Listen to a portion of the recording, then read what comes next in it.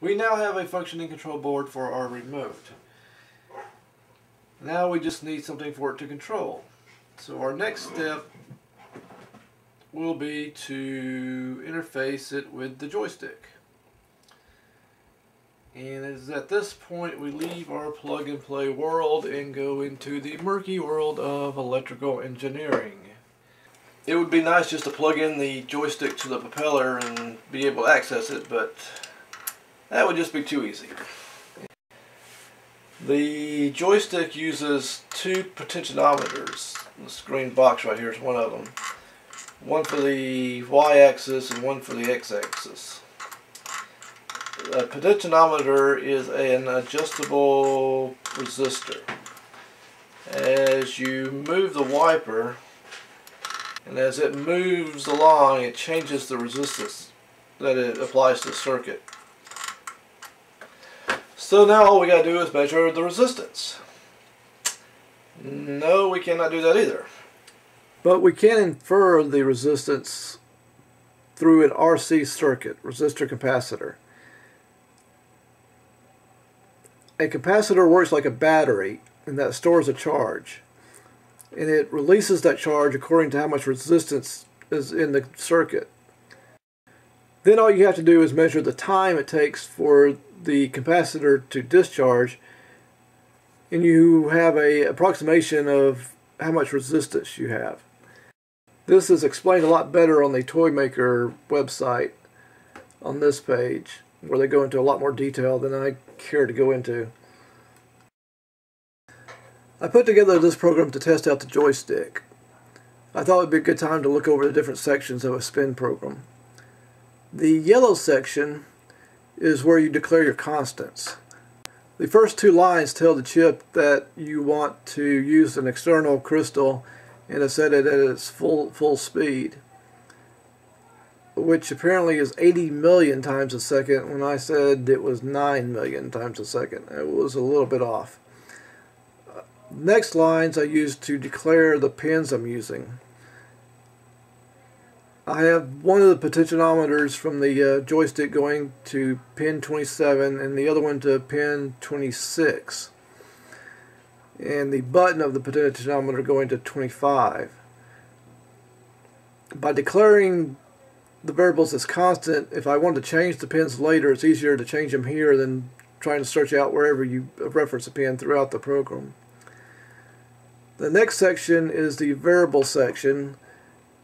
In some languages you can declare a variable as a character or an integer or decimal, but really the only thing you can do here is declare the size of the variables. And then the next section is the object section. You can reference another program or object and use this code in your program by using this.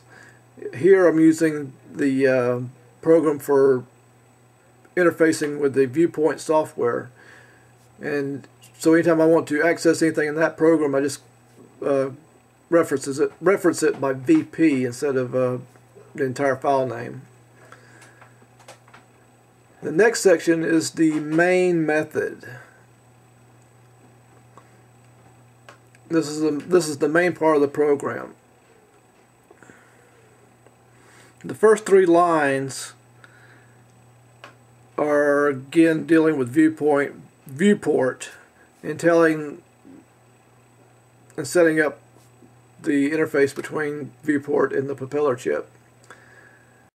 The next lines, start 1 and start 2, reference two other methods I got down farther in the program that calculate the RC time on the pins X pin and Y pin.